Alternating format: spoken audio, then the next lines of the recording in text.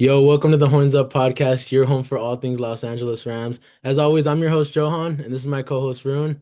And we have our special guest, First and Tuna, down here. You can find us on our socials at Rams Nation and Puka Nakua Lover 12. From breaking news to game breakdowns, hot takes to honest fan reactions, we're here to bring you the highs, lows, and everything in between. If you bleed blue and gold, this is your spot.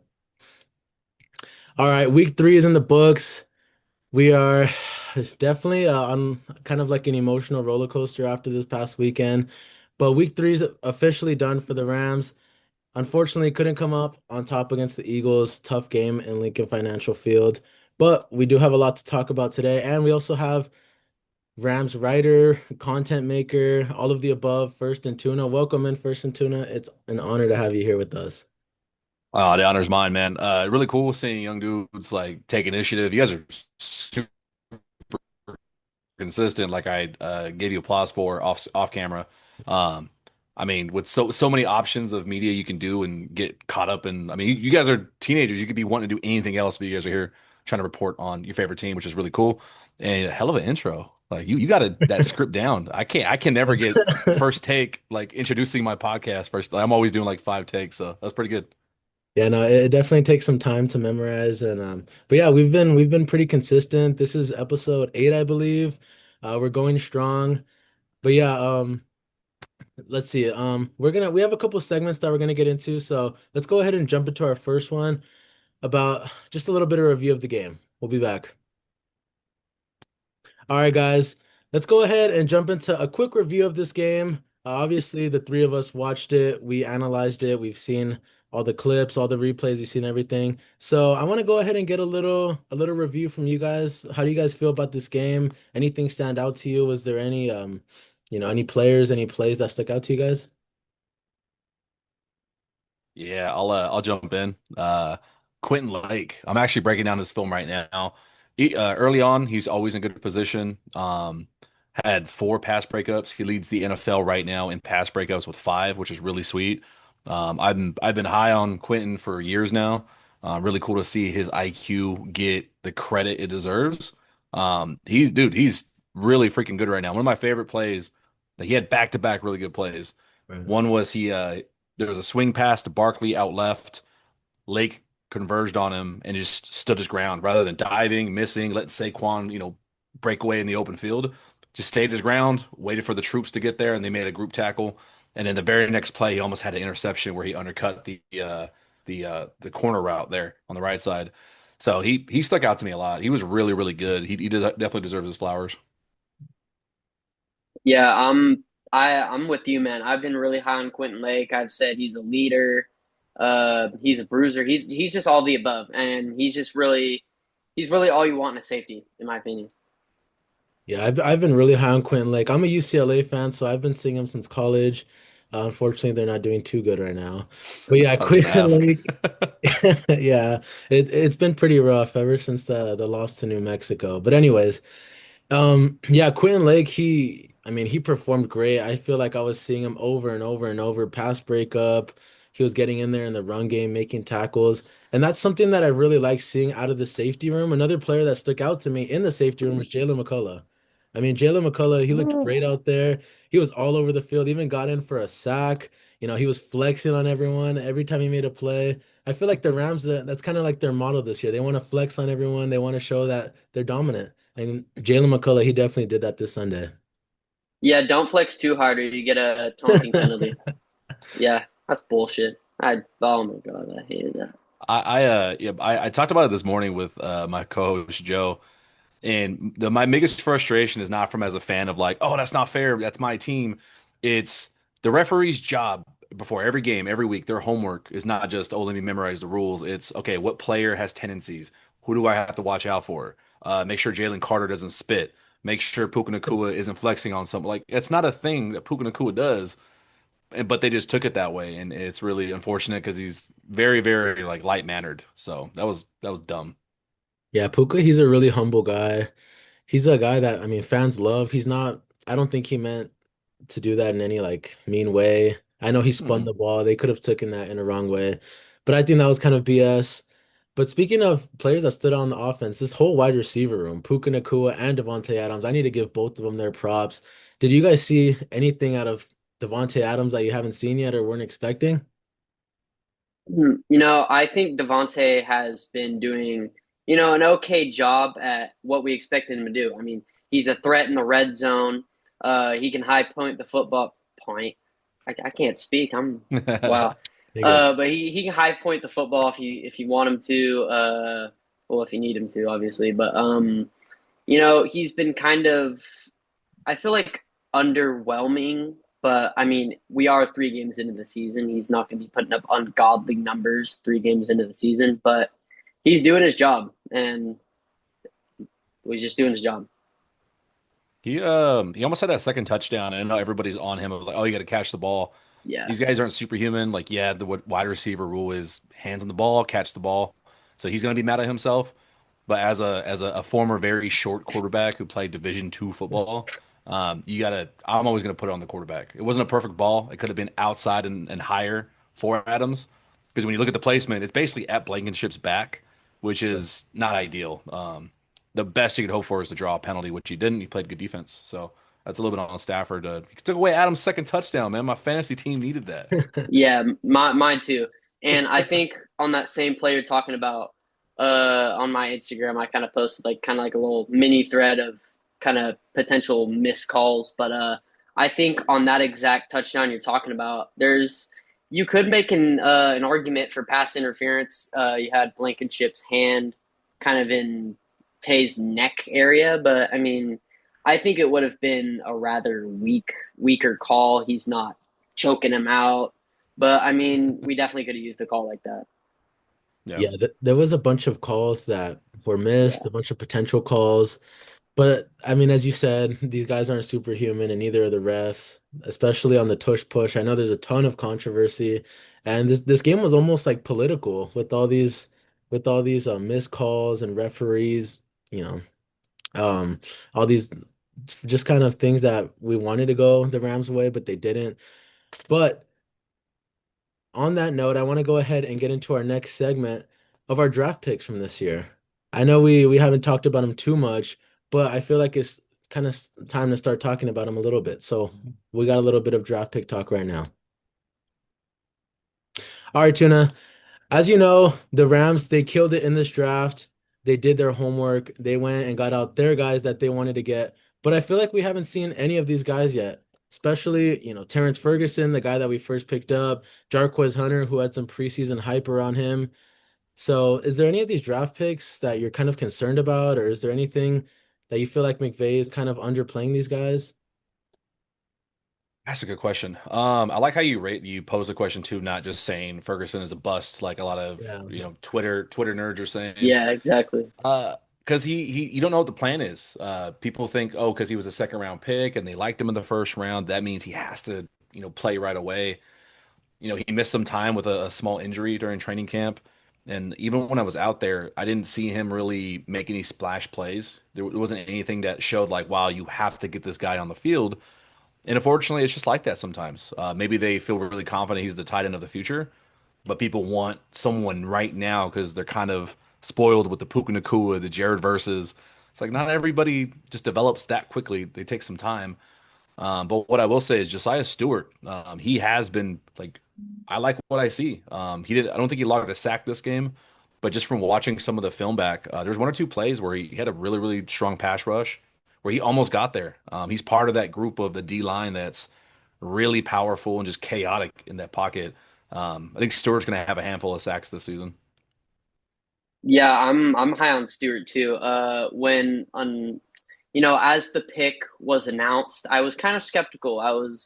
He wasn't a guy I looked at when I looked at some edge rushers. I didn't think we were going to draft an edge rusher personally, but when I looked at edge rushers in the draft, I looked at guys like James Pierce Jr. and Ashton Gelati. Like those were two guys I really liked coming out. But Josiah Stewart, I mean, he's been amazing. As I said, I was kind of skeptical of the pick. I mean, mainly because I've never heard of him, but it was just the fact that we got an edge rusher in. I didn't see where he had a fit in this team, but I mean, no, he's been great, and he has shown that he really does have a place in this roster, and just starting really. I mean, he's just been dominant. Yeah, Josiah Stewart, he's really the only guy from this class that's had an immediate impact. I know it's Terrence Ferguson. We might be saving him till later in the season, kind of bring him out as a surprise weapon later. But when you look at this tight end play right now, I feel like we can kind of use a guy like Ferguson. Tyler Higbee, he's really starting to slow down speed wise and just game wise. And blocking, he's really not showing off like he used to. And it was in the Titans game, I believe, when I saw him go out for a flat and try to run. I was like, man, this guy, his time might be coming up. So Terrence Ferguson, a lot of people are disappointed that he hasn't got any playing time yet, but we all know McVay, he has a vision. And he's always planning ahead. That's why he always goes out and gets depth. But some of the other guys in this draft, I've kind of expected to see a little more of, other than Ferguson. As I said, Jarquez Hunter, we haven't seen too much of him at all. But Blake Corum, he's been picking up the load. When you look at Blake Corum last year compared to this year, it looks like a whole new player. You can tell they've really been focusing on him, developing him. But yeah, this draft class so far, even from the preseason, hasn't looked too good. Guys like Ty Hamilton, I haven't seen him at all really. Mm. Pooh Paul, I know that might get you and you're in a little soft spot room. Oh, oh no. Yeah, and then Kanata Mumfield, he's just been playing special teams. So Yeah. a lot of people are disappointed so far with the results, but you always have to stay patient, especially with McVay. And is there anyone that you guys think will come on later in the season and kind of have an impact? Well, I want to make a comment on the rookies. It shows how deep this team really is. Like look at those positions. Like okay, Jarquez Hunter hasn't played, and yeah, there was preseason hype for good reason. He's very talented, super humble. Like I spoke with him personally. Like I like the guy a lot, Right, but who are you going to take carries away from? Are we going to stop Kyron Williams? Are you going to take carries away from Blake Corum? Like they both look really, really good. Unfortunately, he's just third. Probably same with Konate Mumfield too. Xavier Smith plays a role in return. Jordan Whittington is a dog. You can make an argument for Tutu Atwell because right now it's like he hasn't been used yet. So right. we'll see what's going on with that. But to that degree, like I think someone who will come on later actually could be two of those guys. It could be Tutu Atwell and Terrence Ferguson. But we're in week three. It's not Right. it's Yeah, not like cool. Yeah. Madden where like you have your playbook and you're gonna run all your plays in every game just because you like these are your favorite plays. Right. Yeah. McVay breaks the season down in quarters. Like the first four games look one way, the next four games look a different way. And so they're not going to show all their secrets right away. So we'll see what happens next week. Yeah, we will see what happens next week. Hopefully, we get to see some more of these draft picks later in the season. I'd love to see Ferguson kind of ball out later in the season, but you can also bring it up as a good point too. Some teams have to throw in their rookies right away in their first year. But with the Rams, as you said, Tuna, there's so much depth that these guys can kind of sit back and learn. And so far, it's worked out for some of these guys like Blake Corum and Jordan Whittington. We've seen them develop good, and we've seen some of the potential come out. So yeah, the draft picks have been good. And for our last segment, we're gonna go ahead and get into a little bit of trade talk. I know we talked about it on the last episode, but there's definitely some talks to be had, especially on the defense. So we'll get into it right now. All right, third and final segment here. We're gonna talk a little bit of trade talk here. I know it is week three, well, week four now, so it is kind of early. But there's one position, in my opinion, that I think we definitely need to make a move for. I know the Rams just did, but it's the cornerback position. If you Yeah. watched this game on Sunday, you saw Emmanuel Forbes kind of getting burnt, getting mossed. AJ Brown, it looked like he was on. It looked like when Forbes was on the Commanders, he was just getting owned by AJ Brown every time he was matched up against them. And me and Rune were talking about this a couple weeks ago. We were saying if Kello were to go down, I think it's time for the Rams to make a big move. They've kind of been sitting back ever since their Super Bowl year, so they haven't made any big splashes in trades or free agency other than Devontae Adams. But yeah, do you guys think it's time for a trade, or is it a little premature to be talking like that? I think it's a little too premature. Not 100%, but there is a talk to be had about this cornerback room. Being a former undersized corner myself, I know, yeah, Are we stealing my but lines, man? yeah. No, I'm just saying, just kind of just based off who's if you're a coach, right, and you have four corners, You have three guys who are about 200 pounds each, and then you have a guy who's about 170. I mean, you can play the 200-pound guys, you can play the 170 guy. I would That's usually go fair. with the That's fair. 200 guy, but I mean, there's a lot of different things that can be in that discussion. Like zone coverage, man coverage, speed, all that stuff. Unfortunately, I did not have zone coverage, man coverage, speed, any of the above. So, but thing is, it's yeah, we just need a corner, and Josh Wallace. It may be time for him to take a big step up, as well as Trey Brown, newest Ram. But I think McVay hasn't given up, especially because it was a tough wide receiver matchup. I mean, you have AJ Brown and Devontae Smith. Like, we're not going to be playing those two receivers every single game. Like, next week, we're going up against Josh Downs and Michael Pittman, and they aren't better than AJ Brown and Devontae. So I think we have to give this cornerback room a couple more chances before we completely freak out on them. That's just I don't want to my interrupt opinion. you here, but No, you you're good. do I was have to done. remember Akello is out for Yeah, he's out for an extended amount of time. He's not coming back till later in the season. So this was Forbes' first chance and Durant to really put themselves out there against some of the best competition in the league. yeah, It's a mismatch. It's a complete mismatch on AJ Brown. I'll let you finish though, Rue. Like I like the direction you're heading right yeah, now. yeah. But just I don't think the Rams are looking at unloading draft capital and potentially just some role players just to get a number one corner. Uh, they know Akello's coming back. I hope he's coming back. I don't think there should be any setbacks in his recovery. He didn't have to have surgery on that clavicle, but uh, like I just said, I don't think they're looking to unload any heavy draft capital or some key role players like a Josh Wallace, like a Trey Brown they just signed, maybe even an Emmanuel Forbes. Tuna? Those are really good points, man. I was worried you're gonna get super reactionary on me, but Yeah, I no, I actually agree. AJ Brown, people don't put up there in like top 10 lists for some reasons, just because it's the Eagles and people like to hate. But AJ Brown's a freak. Like he's huge. Like that dude's a fucking horse. Sorry about the language. yeah, But yeah, that's a tough matchup. They played great on a couple plays. Like he had a really textbook pass breakup on AJ Brown that I loved. He got out leveraged on some plays, like you said, it could be because of zone. I saw some safeties make bad choices that left other guys open, that put the corners in a bad spot.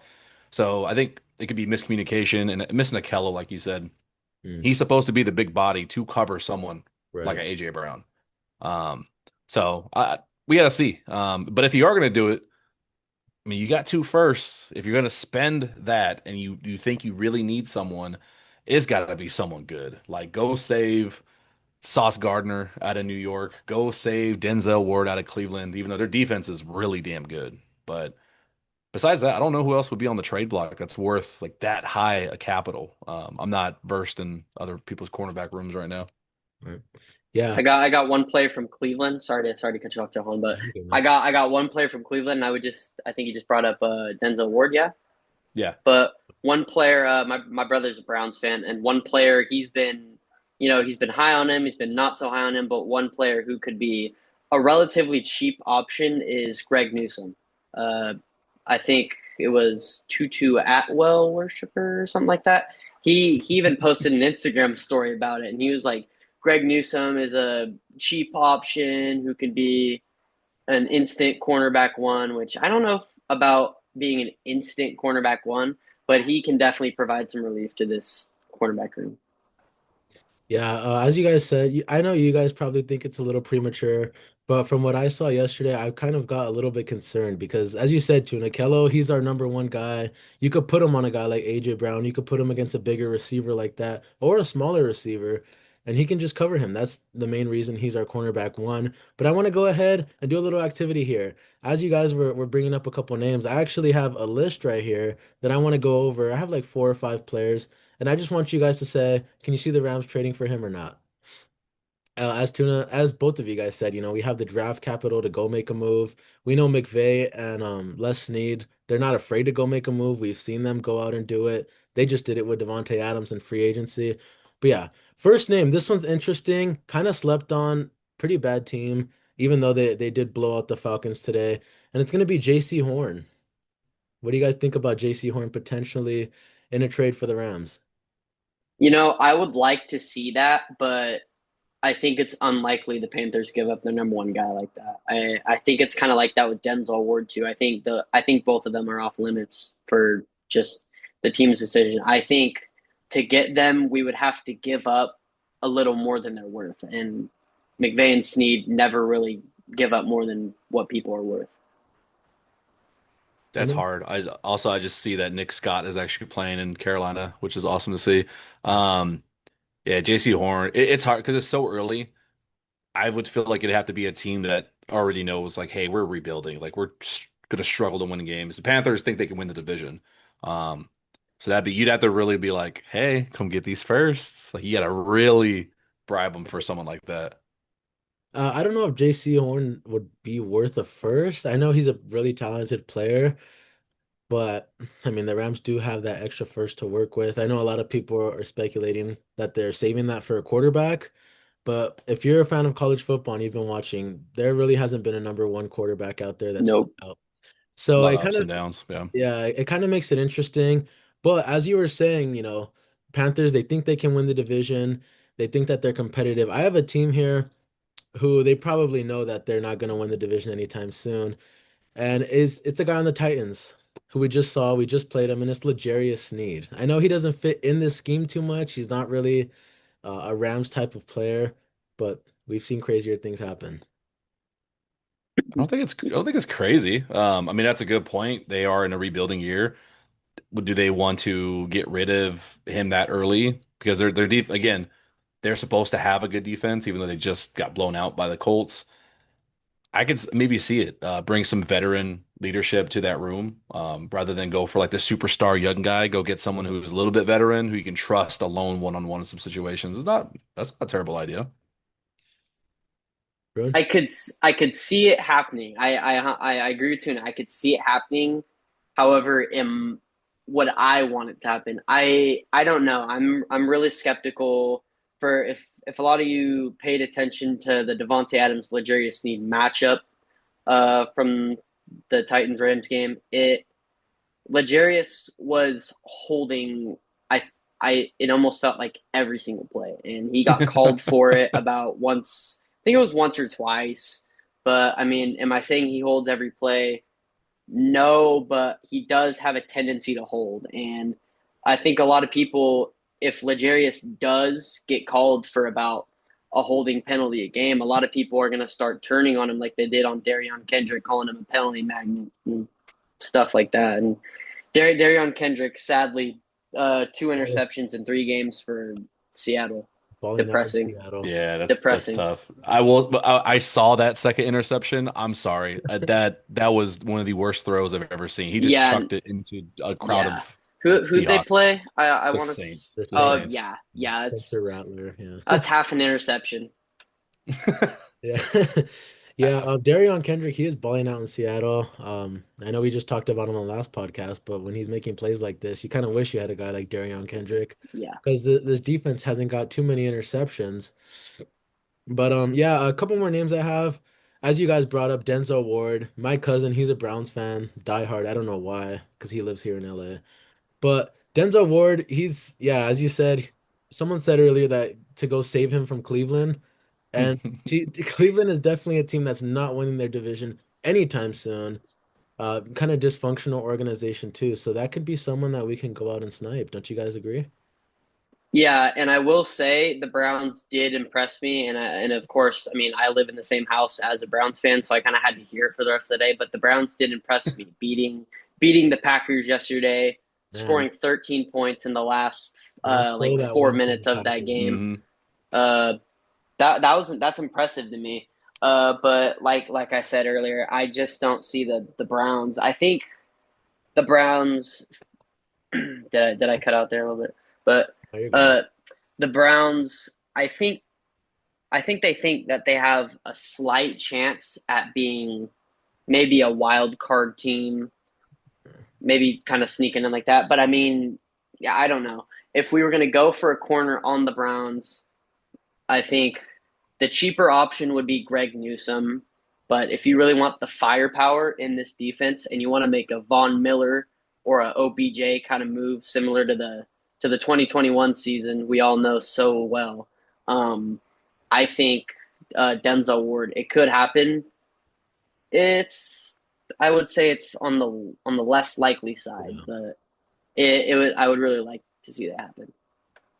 It'd be cool. I mean, we lived through the Jalen Ramsey trade, like you said, the Von Miller trade, the OBJ signing. It'd be cool to be like, all right, cool, do that again, like 2021. Getting someone like Denzel Ward, I think would make a splash impact because alternatively, going after someone like Newsome, like is he a true number one? Like is he a superstar? Because that's what you hope to add. Like you want a difference maker rather than trading a fourth round pick to grab another guy who's going to be in the crowd with this cornerback room. What is that really, what is that really doing to make an impact versus rather than just adding depth at that point? So I agree. Like Denzel Ward would be fun. That'd be cool.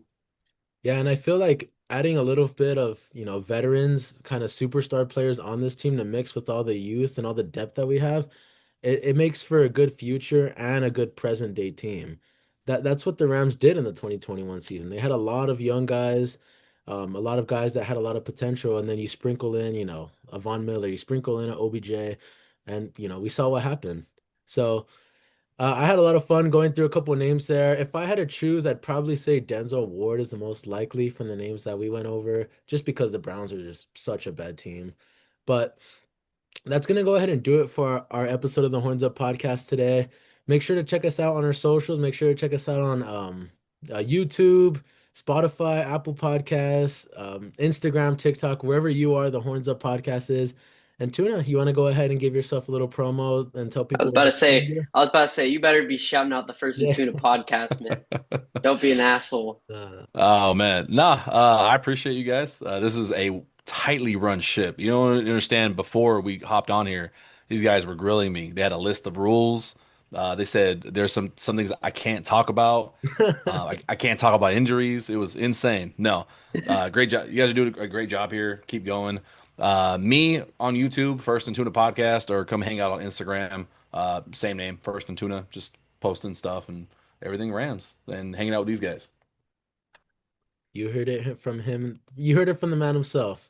So go check out the First and Tuna podcast. He's also on Instagram. Do you have a TikTok as well? I do. I think it's First and Tuna. I may have to change the name because I think I had it as a personal account first. Let's see. Yep, First and Tuna. Just look up First and Tuna, you'll find it. All right. Well, you know where to find him. You know where to find us. And yeah, we're gonna keep posting weekly episodes, reviewing every game, talking, have a little bit of conversation, a little bit of back and forth. But that's gonna go ahead and do it for our episode today. I hope you guys enjoyed it, and we'll catch you guys next week. See ya.